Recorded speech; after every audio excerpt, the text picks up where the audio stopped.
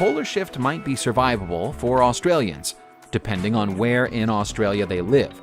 The Australian continent is huge, but very little of it is populated. Only 25% of the land will be lost to the sea. That would be a disaster anywhere else in the world, but in Australia, strategic relocation of the population would make it possible to prevent any deaths occurring at all. It would involve everybody in Adelaide leaving their homes, though. Adelaide would be part of a sea caused by the expansion of Lake Eyre. The good news is that they could choose either the Gibson or Simpson deserts to move to, though.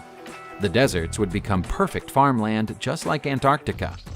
Queensland would be unaffected, and would therefore likely find itself receiving enormous numbers of refugees. It'll have some help, though. The shift will join Australia and New Zealand back together, forming an entirely new country. As we've already discovered, New Zealand farmland is already being bought up by billionaires.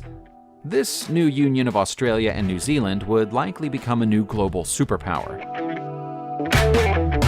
It might be mostly good news for Australia, but it's almost entirely bad news for Europe. The tectonic plate underneath northern Europe will almost completely collapse, taking every North European country underwater with it. That means saying goodbye to Denmark, Norway, Finland, and Sweden. Almost all of the UK will vanish along with them, although London and Birmingham will still exist as islands, along with the highest parts of Ireland and Scotland. Wales, except the tops of the islands, will be totally lost. Russia's land link to Europe will be broken by a meeting between the Black Sea, the Baltic Sea, the Caspian Sea, and the Kara Sea. Russia itself will be left mostly unchanged, though, meaning that the rest of Europe's survivors will be looking to it for food production and assistance. West Turkey and Central Europe will vanish, as the bulk of the land that exists between the Baltic Sea and the Mediterranean Sea sinks. The news isn't any better for the French, as Paris is pretty much all that will survive, and it will do so as an island. The famous Italian cities of Genoa, Naples, Venice, and Rome would be doomed, but new land would rise from Sardinia to Sicily as ready replacements. A lot of our viewers will want to know what all of this means for North America, and here's the full picture. The coastline of the northwestern region of Canada will be forced 200 miles inland, but Quebec, Manitoba, Alberta, and Ontario will be mostly fine. They'll find themselves accepting refugees fleeing from the lands around them. Everybody in Alaska and British Columbia will have to flee.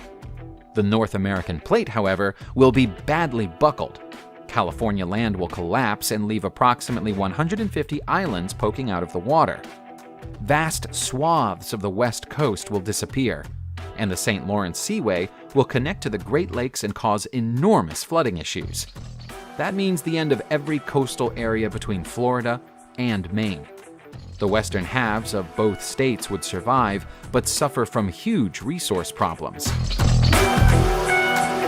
Heading south toward Mexico, the same issue which affect California will also turn the country into a series of islands. The whole Yucatan Peninsula will vanish, and what's left of Mexico will be pushed a long way inland from where it is right now. Central America, much of which is barely above sea level as it is, stands no chance of survival. A few lonely islands might manage to cling on, but they'll be damaged and isolated. South America might not even be paying all that much attention to the floods, because it will have to put its full focus on the volcanic eruptions and earthquakes that would blight the continent in the event of a polar shift.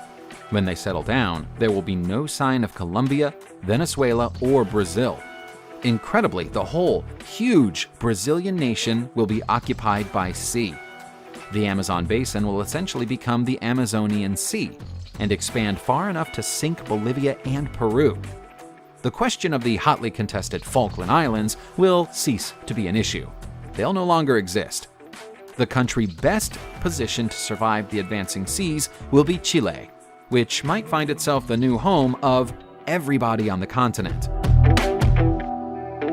As we said earlier, though, this isn't all definite, or even probable, just possible. We're sure if one of those 90 or so cataclysmic objects floating around in space suddenly turned and started heading in our direction, NASA would tell us. Or would they? Subscribe to the channel and turn on notifications, and you will be the first to know when a new video comes out. Thank you for watching, and see you soon.